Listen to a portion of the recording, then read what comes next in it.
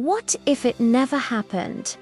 What if the resurrection of Jesus was not a miracle, but the most powerful religious construction in ancient history? For centuries, the resurrection has stood at the very center of Christianity. It is not a secondary belief. It is not merely an inspiring metaphor. It is the foundation upon which everything else stands. Without it, Jesus would be remembered as another Jewish teacher executed by Rome, another failed messianic claimant swallowed by history. Yet something occurred after his death that transformed a frightened group of followers into a movement that reshaped the world. The question is not whether Christianity emerged. The question is why. Let us begin with what most historians, including many skeptics, accept as historical fact. Jesus of Nazareth was crucified under Pontius Pilate. Roman crucifixion was not symbolic. It was systematic, brutal, and designed to ensure death. The Romans were skilled executioners. Survival was not the intention, and it was not common. The Gospel accounts describe severe flogging, exhaustion, dehydration, and finally a spear thrust into his side. Even if one sets theology aside, the medical probability of survival under such conditions is extraordinarily low. The so-called swoon theory, which suggests that Jesus merely fainted and later revived inside the tomb, struggles under scrutiny. A man in critical physical condition would not have had the strength to roll away a massive stone, overpower guards, and then persuade his followers that he had triumphed over death in glory. That explanation demands more suspension of disbelief than the miracle itself. Another explanation often proposed is deliberate deception. Perhaps the disciples stole the body. Perhaps they fabricated the resurrection story to preserve their movement. This theory appears early. Even the Gospel of Matthew acknowledges the rumor that the disciples removed the body while the guards slept. But this scenario raises difficult questions. If the guards were asleep, how could they testify about who took the body? If they were awake, why did they fail to stop the theft? More importantly, what motive would sustain such a deception under severe persecution? The earliest Christian leaders faced imprisonment, beatings, and execution. History shows that people may die for beliefs they think are true, but it is psychologically rare for individuals to endure torture and death for something they know they invented. Sustaining a conspiracy of that magnitude under pressure without a single credible confession would be historically remarkable. A third explanation appeals to psychology rather than conspiracy. Perhaps the disciples experienced grief-induced visions. After witnessing the traumatic execution of their teacher, they may have had powerful subjective experiences that they interpreted as appearances of the risen Jesus. Grief can produce intense emotional states. Hallucinations are documented phenomena. However, hallucinations are typically individual experiences. They do not occur identically across large groups. The early Christian proclamation includes references to multiple appearances, including one tradition recorded by Paul that mentions more than 500 witnesses at once. Even if that number is debated, the tradition itself is early and significant. Moreover, hallucinations do not remove bodies from tombs. They might explain inner experiences, but they do not account for the claim of an empty grave. One of the most important pieces of early evidence appears in Paul's first letter to the Corinthians. In chapter 15, Paul recites what scholars widely recognize as a pre-existing creed, something he himself received. This creed affirms that Christ died, was buried, was raised on the third day, and appeared to specific individuals and groups. Many researchers date this formula to within just a few years of the crucifixion. This is critical. It means the resurrection proclamation was not a legend that developed generations later. It emerged immediately within the lifetime of eyewitnesses in the very region where the events allegedly took place. At this point, certain minimal facts are acknowledged by a broad spectrum of scholars. Jesus died by crucifixion. His followers genuinely believed they saw him alive afterward. The proclamation of the resurrection began very early. The Christian movement expanded rapidly despite opposition. The challenge is not whether something extraordinary happened. The challenge is identifying which explanation best accounts for these data without forcing them into a predetermined framework. Some argue that resurrection language evolved gradually from a purely spiritual belief into a physical narrative. According to this view, the earliest Christians believed Jesus had been exalted to heaven spiritually, and only later did stories of an empty tomb and bodily appearances emerge. However, Jewish beliefs in the first century did not treat resurrection as a vague spiritual survival. Resurrection meant bodily restoration. It referred to a tangible, physical reality at the end of time. To claim that someone had been raised would naturally imply that the tomb was no longer occupied. There is also an unexpected detail in the Gospel accounts that complicates the idea of invention.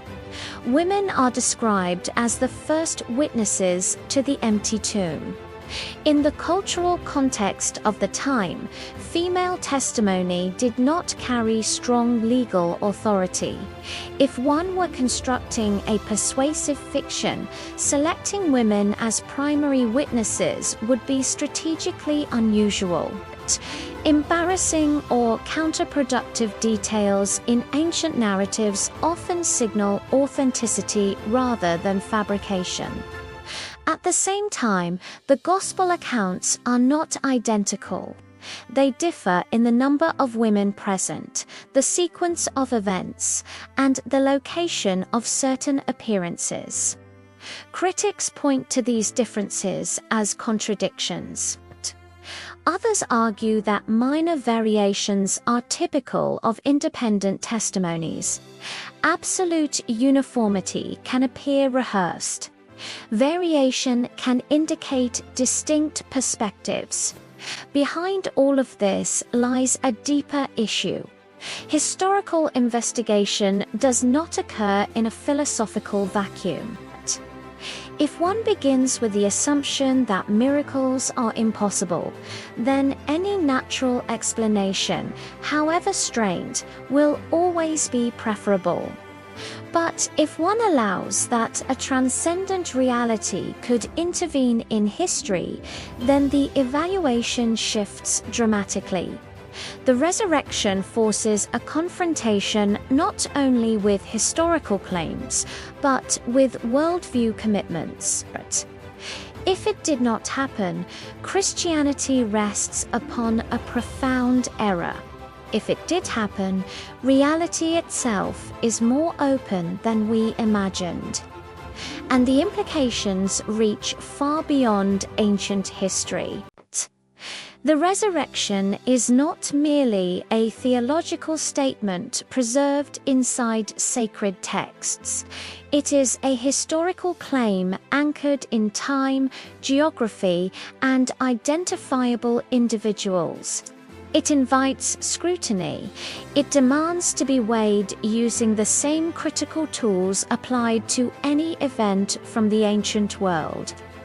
One of the most influential philosophical objections to miracles comes from David Hume. He argued that a miracle is a violation of natural law, and uniform human experience confirms those laws. Therefore, it will always be more rational to doubt the testimony than to accept that a miracle occurred. No amount of witness testimony could ever outweigh the consistent regularity of nature. At first glance, this reasoning appears compelling. Our daily experience supports the stability of natural processes. Dead people do not normally return to life. But Hume's argument contains an assumption that our experience is truly uniform against miracles. If even one genuine miracle has occurred, then experience is no longer uniform. The reasoning becomes circular. Miracles are impossible because they never happen, and we know they never happen because we define them as impossible. Historical reasoning does not function by asking whether an event is common. It asks which explanation best accounts for the available evidence. But rare events happen. The question is not frequency, but explanatory power. When examining the rise of early Christianity, several elements require explanation. The disciples were initially disoriented and fearful after the crucifixion. Yet soon afterward, they were publicly proclaiming that Jesus had been raised from the dead, even in Jerusalem. This message was not peripheral, it was central. It was not framed as a poetic symbol. It was declared as a concrete reality. Some scholars propose that the resurrection language was symbolic an expression of renewed hope. According to this theory, the disciples experienced profound inner transformation, but within first-century Judaism, resurrection was not a metaphor for emotional renewal. It referred to a physical event. If the disciples intended to communicate that Jesus' influence lived on, they possessed other theological categories. Instead, they chose the most literal and controversial term available. Another hypothesis suggests cognitive dissonance played a central role. When deeply committed beliefs collapse, the human mind often reinterprets events to preserve meaning. The crucifixion could have shattered the disciples' messianic expectations. They may have reshaped it. Psychological mechanisms are real and powerful. Yet cognitive dissonance typically leads groups to reinterpret prophecies or adjust timelines, not to proclaim that their executed leader physically rose from the dead. Resurrection was not an expected category for a single individual. Jewish expectation centered on a collective resurrection at the end of the age. Claiming one man had risen was a radical departure. Consider also the conversion of Paul. He was not a grieving disciple searching for meaning. He was an opponent of the movement, actively persecuting its followers. His own letters attest to his experience. He believed he experienced an appearance of the risen Jesus. Its impact is undeniable. Paul became one of the most influential missionaries in history, enduring hardship and execution for his message. James, the brother of Jesus, presents another intriguing case. The Gospels imply skepticism within his own family. Yet later, James emerges as a leader in the Jerusalem church. Something shifted. The early tradition attributes that change to a post-resurrection appearance. The transformation itself requires explanation. From a sociological perspective, messianic movements in first-century Judea typically dissolved after the death of their leader. Historical records mention other figures who attracted followers and were executed by Rome. In each case, the movement faded. The case of Jesus is not. Instead of dissolving, the movement intensified. Instead of choosing a new messianic candidate, they proclaimed that the executed leader had conquered death. One might argue that Christianity succeeded because it offered moral vision, community, and hope within the Roman world. That is partially true. But many philosophical schools and religious groups offered ethical systems and belonging. What distinguished the early Christian proclamation was its grounding in a specific historical event. The message was not merely live differently, but something has happened. Critics sometimes suggest that the empty tomb narrative was a later legendary development. Yet even the earliest preserved creedal material speaks of burial and resurrection on the third day. Within Jewish thought, resurrection language implied a vacated grave. The absence of the body was conceptually intertwined. Of course, the Gospel accounts were written decades after the events they describe. Memory, theological reflection, and oral tradition all play roles. Minor discrepancies appear in details, such as timing and sequence. However, variation does not automatically equal fabrication. In legal contexts, identical testimonies often raise suspicion of coordination. Differences can reflect independent recollections. Ultimately, the debate over the resurrection is not purely about ancient texts. It intersects with deeper philosophical commitments. If one holds that reality is entirely closed to transcendent intervention, then any explanation involving divine action will be rejected. The discussion then becomes an exercise in finding the least problematic natural alternative.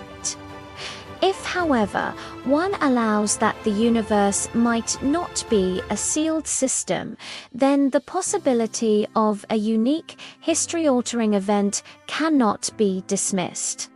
The evaluation must rest on comparative explanation. Every proposed theory faces challenges. Conspiracy struggles with sustained integrity under persecution. Hallucination struggles with group experiences and the empty tomb. Symbolic reinterpretation struggles with first-century Jewish categories. Legendary development struggles with early dating of core proclamations. None of this forces a conclusion. Historical investigation rarely produces mathematical certainty. What it produces are competing explanations, each with strengths and weaknesses. The resurrection stands at a crossroads between history and worldview. If it did not occur, then Christianity emerged from profound misunderstanding or deliberate myth. Its global influence would rest upon an illusion, however morally inspiring. If it did occur, then the boundaries of reality are wider than modern materialism assumes. Death would not be the final authority. Human history would contain at least one decisive interruption from beyond. That is why the discussion endures. It is not simply about an ancient tomb outside Jerusalem. It is about the nature of existence itself. It is about whether hope is ultimately grounded in reality or constructed by desire. In the end, the resurrection confronts each person with a decision, not a blind leap, but an interpretive choice about which explanation best accounts for the evidence and aligns with one's understanding of the world. Was it a desperate fabrication born from grief? Was it a psychological experience later misunderstood? Or was it the defining event that altered the trajectory of history? The documents remain. The arguments continue.